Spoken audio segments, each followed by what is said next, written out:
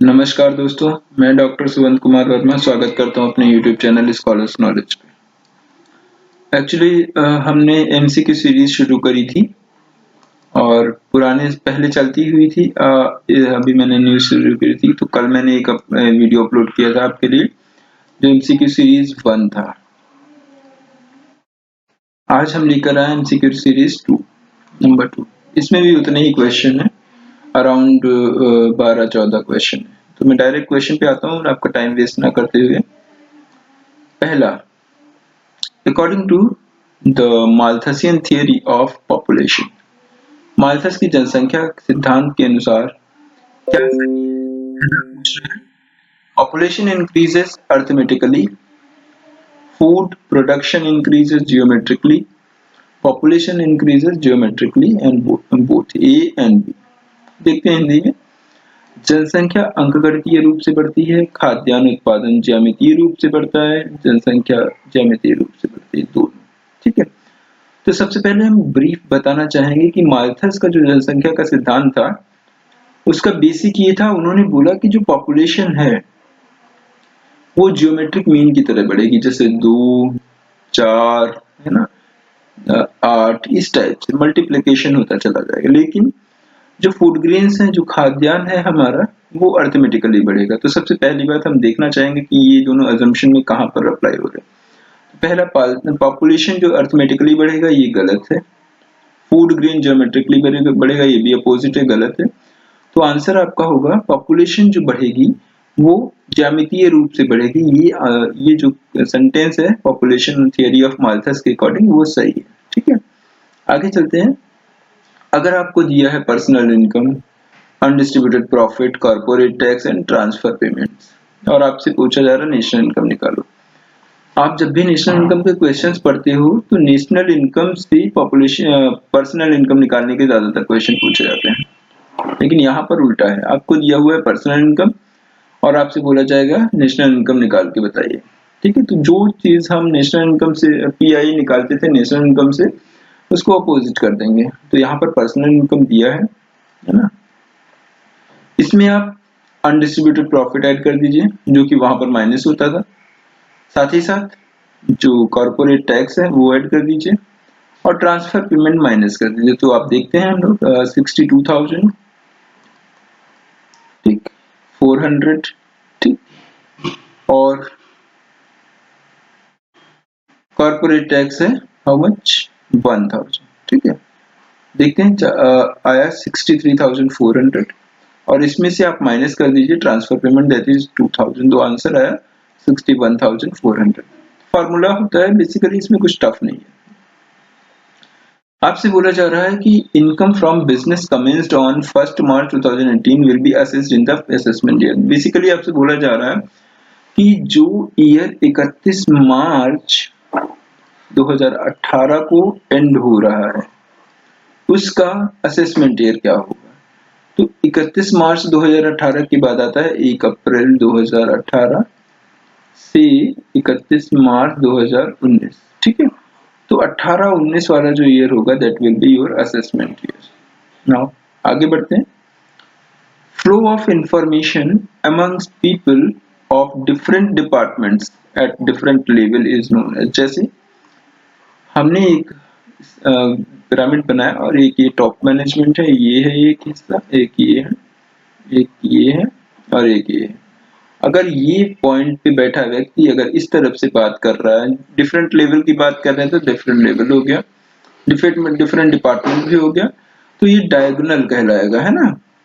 तो आपका horizontal communication ये नहीं हो सकता, अपवर्ड नहीं हो सकता। मैंने इसीलिए बना के दिखा दिया कि इस लेवल पे बैठा व्यक्ति इस लेवल पे बात कर रहा है, तो नॉर्मल सी बात है कि आप डायगोनल कम्युनिकेशन की बात कर रहे हैं ना। तो these three are not your answer, answer will be diagonal communication। आगे बढ़ते हैं। सेकेंड क्वार्टाइल, हिंदी में एक्चुअली थोड़ा सा ध्यान नहीं रहता हिंदी में, चलो फिर से पढ़ते हैं। सेकेंड क्वार्टाइल को और क्या कहते हैं, द्वितीय चतुर्थक को क्या कहते हैं। देखिए, क्वार्टाइल 1 होता है, 2 होता है एंड 3 होता है। किसी भी सीरीज को बराबर बराबर 4 हिस्सों में बांटने के लिए हम लोग क्वार्टाइल का यूज करते हैं। और मीन जो है वो हम किसी भी सीरीज को अरिथमेटिकली बांटने के लिए हम करते हैं, उनका एवरेज निकालने के लिए। बहुलक का मतलब होता है कि जो नंबर जो टर्म बार बार रिपीट हुआ है एक सीरीज में वो मोड कहलाता है। तो मीडियन जो है, मीडियन एक ऐसा हिस्सा है जो आपकी पूरी सीरीज को दो बराबर हिस्सों में बांटता है।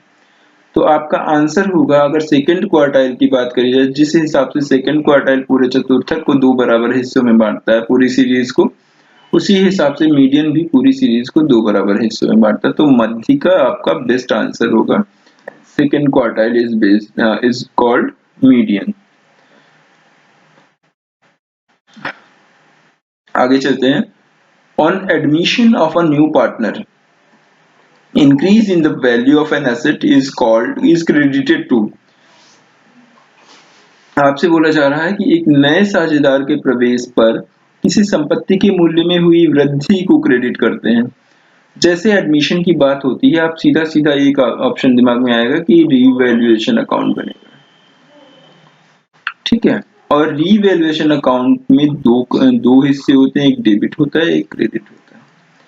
अगर आपकी किसी भी एसेट की वैल्यू बढ़ जाती है तो इधर आएगा, कम हो जाती है तो ये इधर आ जाएगा डेबिट में, ठीक है। ऐसे ही कोई लायबिलिटी अगर कम हो जाती है तो प्रॉफिट हो गया तो इधर आ जाएगा, लायबिलिटी बढ़ गई तो इधर आ जाएगा। तो आपसे सीधे सीधी बात है, इसमें लॉस का केस होता है तो डेबिट जाता है, क्रेडिट अगर एसेट बढ़ रही है तो मतलब प्रॉफिट हो रहा है। इसको आपको ज्यादा नहीं घुमाएंगे हम, सीधा सा मसला है। एक डायरेक्ट आंसर मैं देता हूँ कि अगर कभी भी कोई संपत्ति का मूल्य बढ़ जाए at the time of admission of a new partner, तो उसे रीवैल्यूएशन अकाउंट के क्रेडिट साइड में हम लोग लिख देते हैं, ठीक है। ना ही ये एसेट अकाउंट का हिस्सा होगा, ना ही ये पार्टनर्स कैपिटल अकाउंट का हिस्सा होगा, ना ही ये ओल्ड पार्टनर्स कैपिटल अकाउंट का हिस्सा होगा। आगे चलते हैं। An increase in sale price, विक्रय मूल्य में वृद्धि होने पर क्या होता है। बहुत अच्छा क्वेश्चन है। ऑप्शन पहले पढ़ते हैं फिर मैं समझाता हूँ।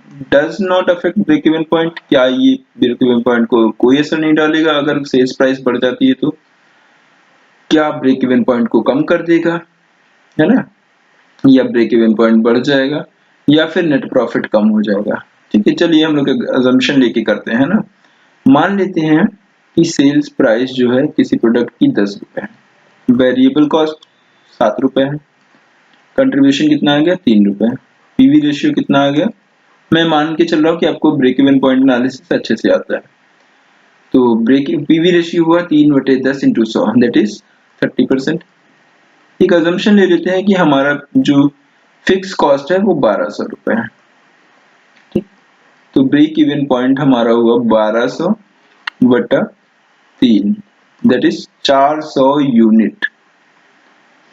अगर आपके बिजनेस में सेलिंग प्राइस 10 रुपए है, वेरिएबल कॉस्ट 7 रुपए है और फिक्स कॉस्ट 1200।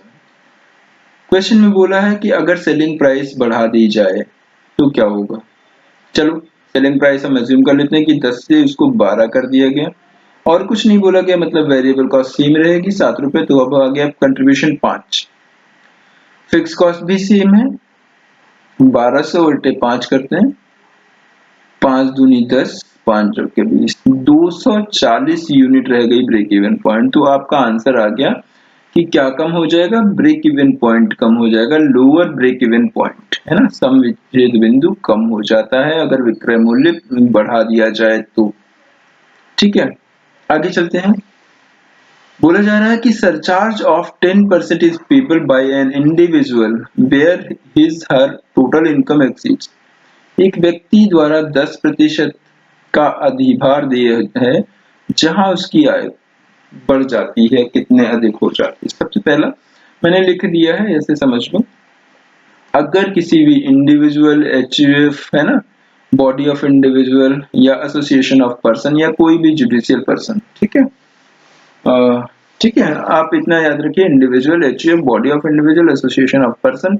इन केसेस में अगर आपकी इनकम 50 लाख से ज्यादा हो जाती है लेकिन 1 करोड़ से कम रहती है तो आपको 10% अधिभार या सरचार्ज देना पड़ेगा। अगर आपकी इनकम 1 करोड़ से 2 करोड़ तक पहुंचती है तो आपको 15% देना पड़ेगा। अगर दो, फिर से एक्चुअली बीच में टेक्निकल इशू की वजह से बैक हो गया। चलिए इसको वहीं पर पहुंचते हैं हम लोग। हम यहाँ पर थे। अगर आपका जो इनकम है किसी इंडिविजुअल की और वो 2 करोड़ से 5 करोड़ के बीच में है तो उसे 25% देना पड़ेगा सरचार्ज के तौर पे। और अगर 5 करोड़ से ज्यादा है उसकी इनकम है तो आपको 37%, 37% आपको प्रोवाइड करना पड़ेगा, सरचार्ज के तौर पे देना पड़ेगा। लेकिन चूंकि यहाँ पर बात कर रहे हैं हम सरचार्ज की केवल 10% पेबल की, तो सीधा सीधा आंसर है that will be your 50 lakh answer. अगर आपकी इनकम 50 लाख से ज्यादा हो रही है और 1 करोड़ तक है तब आपको 10% का टैक्स देना पड़ेगा सरचार्ज के तौर पर। चलिए आगे शुरू करते हैं कैश ब्रेक इवन पॉइंट। ठीक है, कैश ब्रेक इवन पॉइंट है, बहुत इंपॉर्टेंट चीज है। चूंकि हमने बात करी थी पिछले लेक्चर में, मैंने बताया था कि कैश ब्रेक इवन पॉइंट का एक क्वेश्चन आएगा हमारे सामने जो हम नेक्स्ट लेक्चर में कंप्लीट करेंगे। और सच बताऊं तो मेरा ये आंसर गलत हुआ था हमारे एग्जाम में, लेकिन चूंकि हमारे कुछ रिवीजन की कमी आ रही है जिस कारण गलत की। चलिए शुरू करते हैं, हम बताते हैं क्या क्या चीज है। जब भी आपसे कैश ब्रेक इवन पॉइंट की बात करी जाए तो उस केस में आप जो है आंसर, पहले फार्मूला देखते हैं हम लोग। कैश ब्रेक इवन पॉइंट का फार्मूला क्या होता था? ब्रेक इवन पॉइंट का फार्मूला होता था fix cost upon contribution per unit, अगर यूनिट में निकालना है। लेकिन जब हम कैश लगा देते हैं पहले तो क्या करते हैं, फिक्स कॉस्ट में वो सारे एक्सपेंसेस ऐड कर देते हैं जो कैश एक्सपेंसेस होते हैं और उसमें से नॉन कैश एक्सपेंसेस माइनस कर देते हैं। ठीक है, तो यहाँ पर देखते हैं कि कैश एक्सपेंसेस और नॉन, देखो 12 लाख की फिक्स कॉस्ट दी हुई है इन्होंने और कहा है इसमें 80,000 जो है डिप्रिशिएशन का इंक्लूडेड है। मतलब आपको सीधे दिमाग में क्लिक होगा कि 80,000 सर ये कैश एक्सपेंस तो होता नहीं है। बिल्कुल सही है कि 12 लाख में से आप 80,000 जो है वो माइनस कर दोगे जो कि नॉन कैश एक्सपेंस है। आपके पास 11,20,000 का फिक्स कॉस्ट बचा। लेकिन साथ ही साथ इन्होंने ये भी दिया है कि सर लोन इंस्टॉलमेंट भी 2 लाख का पेमेंट किया हमने, तो ये तो बिल्कुल आपका कैश एक्सपेंस है। तो ऑप्शन आपका हो गया 13,20,000 आपका फिक्स कॉस्ट हो गई टोटल। अब डिवाइड कर दो उसको सीपीयू से। सीपीयू क्या है? 1200 माइनस 900 दैट इज 300। तो ऑप्शन देखते हैं 13,20,000 डिवाइडेड बाई 300, आंसर आया 44 यूनिट। जब भी कंट्रीब्यूशन पर यूनिट से डिवाइड करेंगे उस केस में हमारा जो आंसर आएगा वो यूनिट्स में ही आएगा। ठीक है, तो जब भी कैश ब्रेक इवन पॉइंट का मसला हो तो डरना नहीं है, आपको सीधे सीधे ये ध्यान रखना कि फिक्स कॉस्ट में हम हमेशा कैश एक्सपेंसेस ऐड करेंगे, है ना, और non cash expenses such as depreciation हम माइनस कर देंगे, जो आएगा उसको डिवाइड कर देंगे कंट्रीब्यूशन पर यूनिट से। आगे चलते हैं हम। चूंकि मैंने ध्यान नहीं दिया, मेरा वीडियो पूरा शूट हो गया था लेकिन वो रिकॉर्डिंग नहीं हुआ, इस चक्कर में ये सब दिख रहा है कट्टा पिट्टा। चलिए आगे शुरू करते हैं। हाँ, for printing of wedding invitation card the most appropriate costing system is, वैवाहिक आमंत्रण पत्र को मुद्रण करने के लिए सर्वाधिक उपयुक्त लागत लेखांकन प्रणाली कौन सी? जब भी आपको सेम नेचर के प्रोडक्ट बनाने हो, है ना, और बल्क में आपको ऑर्डर मिल जाए तो उसको हम जॉब कॉस्टिंग के तहत बनाते हैं। ठीक है, आंसर तो इसका उपकार लागत विधि हो गया, लेकिन मैं सारे बता देता हूँ। जब भी किसी प्रोडक्ट को कई सारे प्रोसेस से होकर गुजरना पड़ता है बनने के लिए तो उसको प्रोसेस कॉस्टिंग में यूज करते हैं। जब कोई एक पर्टिकुलर चीज बनाने के लिए, पर्टिकुलर प्रोडक्ट मैन्युफैक्चर करने के लिए काम होता है तो उसे कॉन्ट्रैक्ट कॉस्टिंग में यूज करते हैं। यूनिट कॉस्टिंग का मतलब कॉस्ट शीट में जो हम लोग पढ़ते थे, है ना, पर यूनिट कॉस्ट निकालने वाली बात तो वही है। ठीक है, तो इसको ज्यादा डीप में आपको पढ़ने की जरूरत नहीं है। आगे चलते हैं। Right share. जब भी राइट शेयर की बात करते हैं तो राइट शेयर का मतलब होता है कि ये वो शेयर है जो कोई कंपनी इशू करने जा रही है, अपने सबसे पहले उस पे राइट देती है अपने एग्जिस्टिंग शेयर होल्डर्स को, कि जो पहले से हमारे शेयर होल्डर हैं उनको हम ये मौका देते हैं कि ये शेयर पहले वो खरीद लें, अगर वो खरीदना चाहते हैं तो। अगर वो नहीं खरीदते तो हम दूसरा मौका बाहरियों को देंगे। ठीक है, तो आंसर दिख गया। अधिकार अंश का आशय क्या है? वर्तमान अंशधारियों को प्रस्तावित किए जाते हैं पहले, मतलब offer to the existing shareholder, जो पहले से हमारी कंपनी के शेयर होल्डर हैं उनको इन शेयर का पहले मौका मिलता है पाने का, ठीक है। और इसी के तहत उनको राइट का कूपन दिया जाता है कि जैसे आपको हम कोई मिस्टर ए हैं, उनके पास 100 शेयर ऑलरेडी हैं इस कंपनी के और उनको एक कूपन दिया गया कि आप 100 शेयर और खरीद दो पहले। तो ये कूपन ये लोग बेच के इनकम कमाते हैं। कैपिटल गेन में हम लोग इनकम टैक्स में कभी अगर मौका मिला तो जरूर पढ़ेंगे। अगर आपसे कहा जाए कि functional relationship between two variables is called, दो चरों के मध्य कार्यात्मक संबंध कैसे कैलकुलेट करते हैं, किसके तहत करते हैं, तो प्रतीकगमन विश्लेषण। रिग्रेशन एनालिसिस में हम लोग दो इक्वेशन पढ़ते हैं ना, x ऑन y और y ऑन x, है ना। और इन्हीं के तहत हम क्या करते थे, एक वैल्यू हमको दी रहती थी y की तो हम x कैलकुलेट करते थे, x दिया रहता था तो y कैलकुलेट करते थे। लेकिन कोरिलेशन में संभव नहीं था, है ना। तो आपका आंसर कोरिलेशन तो बिल्कुल नहीं होगा अगर आप कंफ्यूज हो रहे हैं। तो दो चरों के मध्य अगर फंक्शनल रिलेशनशिप कार्यात्मक संबंध निकालना है तो आप आंसर मारोगे रिग्रेशन एनालिसिस, ठीक है। आगे चलते हैं 25 नंबर क्वेश्चन ए की और इसके बाद में the expenses which are incurred to increase the demand of the product are known as, कोई भी हमेशा ध्यान रखिए आपके डिमांड को बढ़ाने के लिए जो खर्चा किया गया वो सेलिंग एक्सपेंसेस का हिस्सा होगा, ठीक है। मैंने इसका दोनों मार्क किया जो कि गलत है। डिस्ट्रीब्यूशन एक्सपेंसेस क्या होता है कि सेल करने के बाद जो खर्चे किए जाते हैं उनको कस्टमर के घर तक पहुंचाने के लिए डिलीवरी चार्जेस वगैरह वो डिस्ट्रीब्यूशन में आता है, लेकिन वो सेलिंग को नहीं बढ़ाता, ठीक है। तो सेल्स बढ़ाने के लिए जो खर्चा किया जाता है उसे सेलिंग एक्सपेंसेस कहते हैं।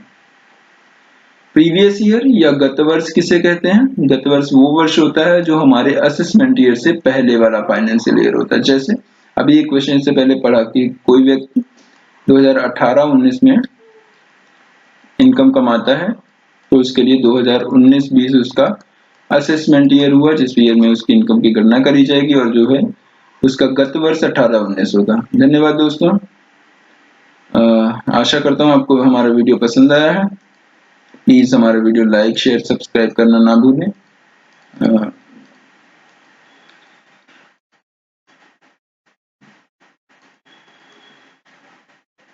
सब्सक्राइब जरूर करें मेरा चैनल ताकि आपको भी नए नए वीडियोस मिलते रहें और नई नई इंफॉर्मेशन मेरे टॉपिक से रिलेटेड आपको मिलती रहे। धन्यवाद दोस्तों, धन्यवाद।